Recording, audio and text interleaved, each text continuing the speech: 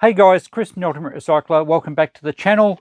I have a kettle, a second-hand Breville kettle with the removable base.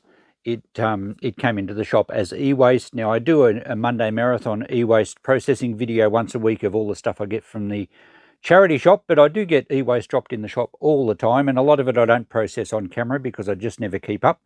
This one though I thought was worth showing you because it has a problem, and potentially a dangerous problem that you probably should be aware of if you pick up a kettle from a charity shop or a garage sale. Now, most charity shops should test them, but some probably don't. Garage sales, they certainly don't, or even on Marketplace or something. Breville's a reasonable brand. I don't know how much this would have been to buy new. I'll probably put $10 on it if I can make sure it's safe. It does work. I boiled some water in it, but I did notice a potentially dangerous problem, which I'll show you, and let's see if we can fix it. Okay, so I have my appliance tester here, my portable appliance tester, and if I power it up through that and turn that on, you'll see that it says pass on class 1 and class 2. This is a class 1 item because it has an earth, so it's not double insulated. Most metal appliances do actually have an earth wire, and the chassis or the metal part is earthed so that if there's some sort of short in the appliance, it doesn't make the casing live, which if I was to touch that and it was live, I would get a decent shock. Possibly fatal. It's 240 volts. So when I test things on my appliance tester and they're a metal class 1 item, or even if they're a class 2 and they've got a metal casing, I check them, although they won't have an earth, but it will tell me if there's any voltage leakage to the casing.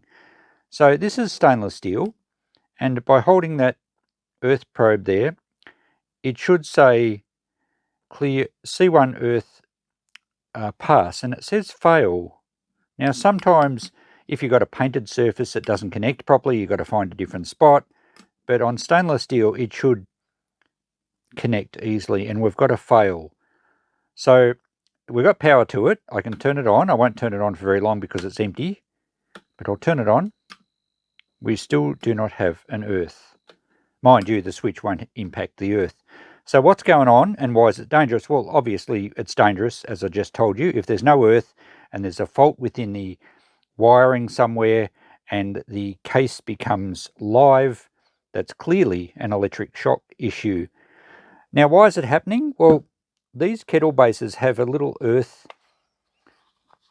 tab on the side, and you can see that one there, and that one's actually broken off, so that's why it's not connecting. I have an old base here off another kettle that I've scrapped because it was just too dirty to try and clean up, and you can see there it's got a little spring-loaded connector here.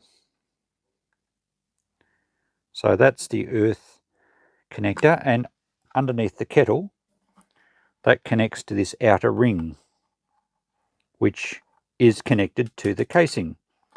So we can do that. We can check that on our meter. Just a standard continuity meter or ohms meter will tell you. If I have this on continuity, it will beep. And where's our leads? I've got leads going everywhere here now. So if I touch that outer ring that I showed you, I don't know if you can see it there or not, and touch the casing, you hear the beep. So they're connected, so that allows the casing here to be earthed. However, because that little thing on here is broken, it's still there, but the part of it that bulged out and connected with that brass ring is broken off. So because that is not working, it's not connecting. So if I turn off our appliance tester so we don't have power going to it, and I have the earth pin here, we should get continuity if everything was normal, but we're not. And that's how you guys can test your things as well, just with a standard ohms meter or continuity beeper. If everything's good, we will get a beep there. So you don't actually need your own personal appliance tester, portable appliance tester. Now, let's go back to this base. We'll stay on the earth pin of the plug. And where's our little contact going around this side? So you can hear that does work, but because the end of that's broken off, it's not connecting to the kettle. So potentially a dangerous problem. And yet for anyone having a garage sale or at a trash and treasure stall or a market, if they're selling a secondhand kettle and they say, yeah, look, it works, and they'll boil it for you, that's fine, but you don't have any protection if there's some sort of short inside down the track. To fix that, I'm going to pull the base apart. I'm not sure I'm going to be able to do that, but I'm going to pull the base apart, and I'm going to see if I can rob the part out of this one and fit into this one to make that kettle safe. Now, these bases usually have security screws. This one has little triangles. I've got a security bit set here, which is a king chrome one. It's quite a good set, and it does have a little 3/4 or triangle shaped fitting, which should undo that quite easily. They're usually not very tight. But if you don't have a security bit set, and that one's actually not fitting very well, you can often find a small screwdriver like a jeweler's screwdriver that fits fairly snugly in one side, and they will undo it. If you don't have one that fits exactly, maybe get an old screwdriver that's close, a little bit larger, and just file it down a bit so it's a snug fit, and you shouldn't have any trouble with the security screws. So we take those 3 out, and of course I'll have to do the same on the other one to see if I can get the little spring part out that I need. Hopefully they're the same. They are different brand bases. This one's a Breville. I think this one was a Russell Hobbs. So that can come out. And we have to get into the center part somehow. Don't lose the screws. You can see how our cord zigzags through. Oh, there we go. Just lifts off there. Now, the earth is the green and yellow, so it's actually the center one. So I'm not sure if these wires actually unplug. It looks like they do. I don't want to damage the plastic housing or the connectors.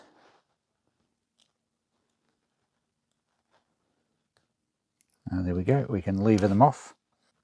So our neutral goes to this side, and our active, which is the brown wire, goes to that side. And I'll put them back exactly the same way. Let's get the earth one off. Okay, there we go. Now, if this part's the same, we can swap the whole assembly over. That's probably the best way. Are they the same diameter? They look identical.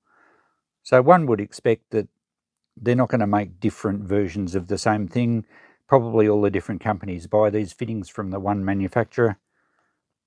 So rather than trying pull out that little pin, which I think we could probably get out okay anyway, because it's just spring-loaded there, it probably just slips out the bottom. But rather than muck around with that, let's get the other one out first, and we might just be able to swap the whole thing over. This one has triangle-shaped screws. They're a different sort. This is the one that my fitting probably works best with.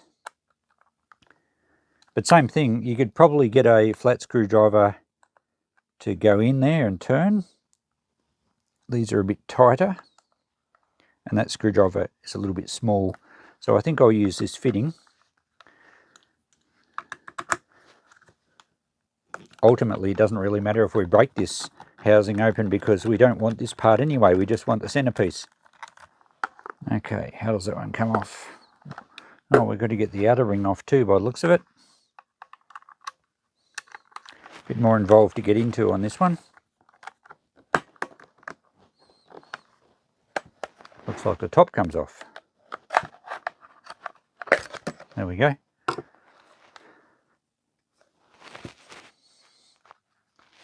Okay, they do look identical, which is good. Yeah, absolutely identical. So we can just swap them over. That's the easiest way to fix it. I would probably try and pull that spring thing out if they were different. Don't know how we would have gone there, but we don't have to worry for this one. Okay, so there we go.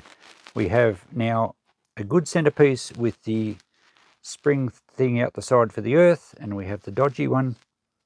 Let's just see if we can get that center part out in case we have to do that with a different one down the track. It should just lever up.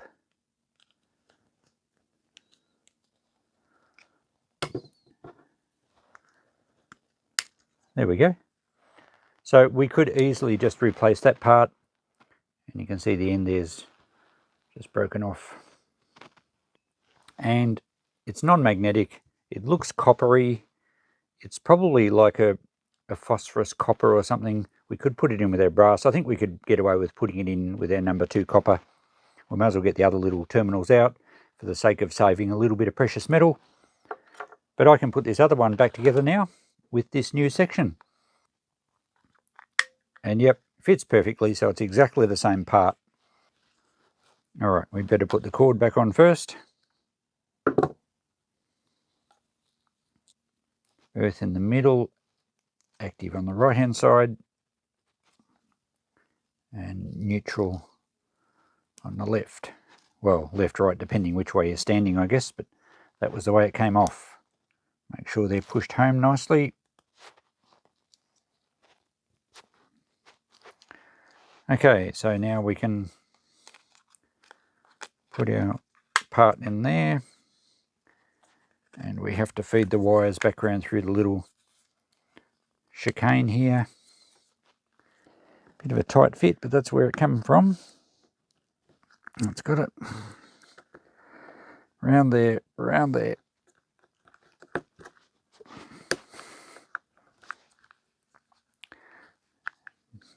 And put that back in there.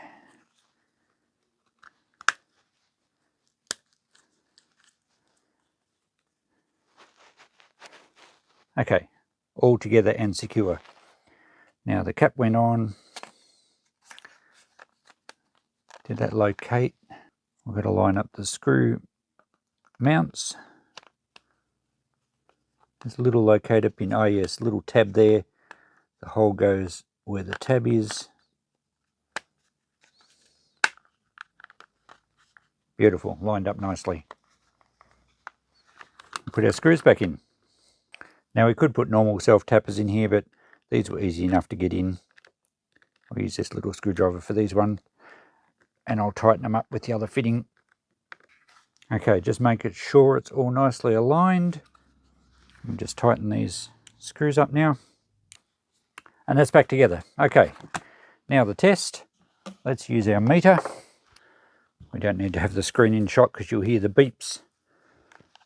Let's check the earth pin with that little section. Yep, it's working fine. So now if we put the kettle on, that new tab should touch the ring, the brass ring underneath, and we should have a connection. Beautiful. So now it passes the earth test. The kettle is safe once again. Time for a cuppa.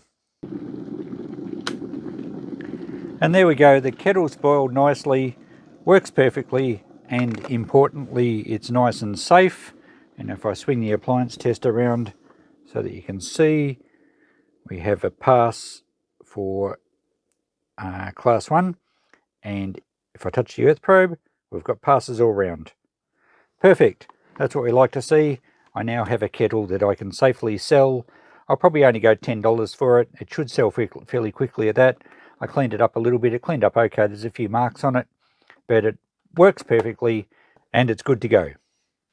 So I pulled the fitting out of the other kettle base that I had here. I might as well save a couple of them because you never know when you're going to need them. So you see that's got the earth connection on the side, and that's good. This one, because we pulled the guts out of it, it's only a bit of plastic, can go in the bin. I won't save the security screws. I'll just put them in there with the shred steel.